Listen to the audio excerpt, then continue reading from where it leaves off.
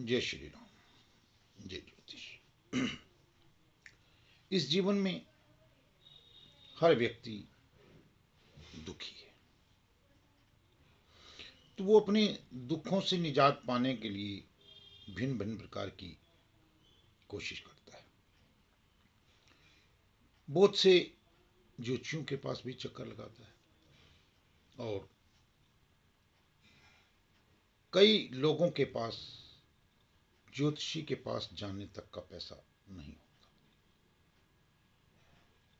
आज मैं आपको एक ऐसा उपाय बताने जा रहा हूं जिस उपाय को कोई भी व्यक्ति कर सकता है, भले ही कोई गरीब है, भले ही कोई अमीर है। और इस उपाय से आपको पूरा पूरा फल मिलेगा, ऐसा मेरा विश्वास। आप अपनी राशि स्वामी ग्रह और अपने जन्म नक्षत्र के पौधों का रोपण करके पूजन करने से मनोकामना की पूर्ति कर सकते हैं। ज्योतिष शास्त्र के अनुसार 9 ग्रह और 27 नक्षत्र हैं। अगर किसी की कुंडली में कोई ग्रह परेशान कर रहा है तो उसके कुप्रभाव से बचने के लिए उन ग्रहों से संबंधित पेड़ पौधों की पूजा और जल देने से सब कुछ ठीक होने लगता है, ऐसा मेरा अनुभव भी है। जैसे कि सबसे पहले मैं आपको नवग्रहों के वृक्ष बताऊंगा।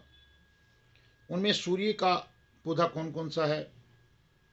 लाल गुलाब, मदार या कनेर। इनमें से कोई भी फल आप कोई भी पौधा आप लगा सकते हैं, उसकी सेवा कर सकते हैं, उसको जल दे सकते हैं, उसको पूज सकते हैं। बृहस्पति, केला, पंजबेल और गेंदी।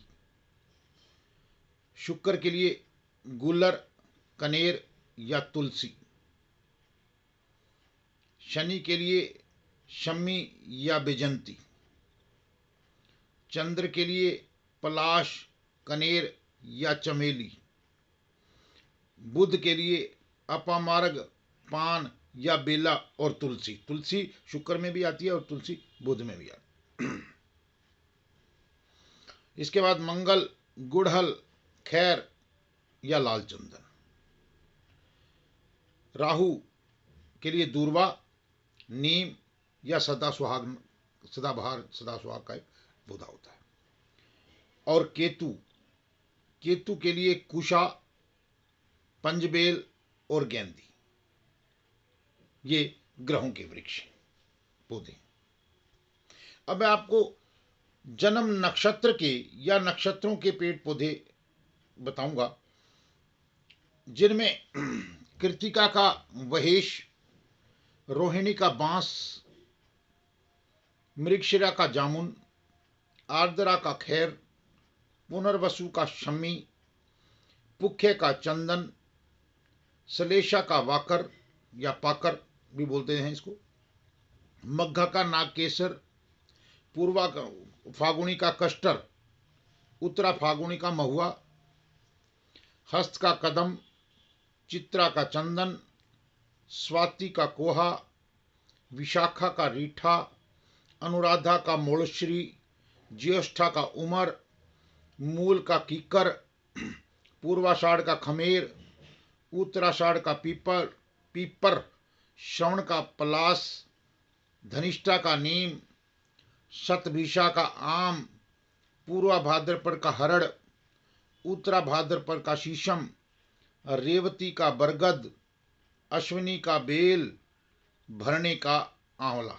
और एक गुप्त नक्षत्र होता है, अभिजीत नक्षत्र जिसका हो, उसका सीताफल।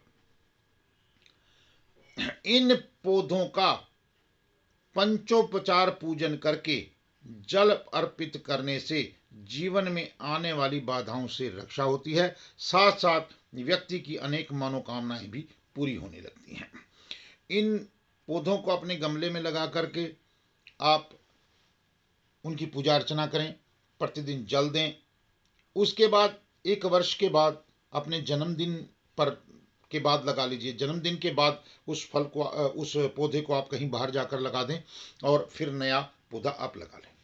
इसके अतिरिक्त एक और विशेष उपाय मैं इसी पौधों से संबंधित सारे जानूं।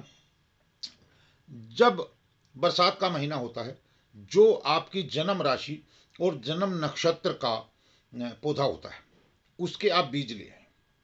उसके बीज लेकर के और चिकनी ये जो हमारी मिट्टी होती है खेत की, ये मिट्टी ले आए और अपने घर के अंदर 108 गोलियां आप जो है उसकी बीज मिट्टी में डाल करके 108 गोलियां बनाएं और 10-10 कदम चलते हुए एक एक गोली आप उस वृक्ष की डालते जाएं और उस ग्रह से संबंधित बीज मंत्र का जाप करते जाएं। आप ये देखेंगे कि जब वर्षा ऋतु में आपके डाले हुए एक माला के बीज में 10 पौधे भी अगर हो जाते हैं, तो क्या आप जानते हैं आपने प्रकृति की कितनी सेवा की है। और जब आप प्रकृति की सेवा करते हैं तो प्रकृति आपकी सेवा करती है। इस बात को मत भूलिएगा।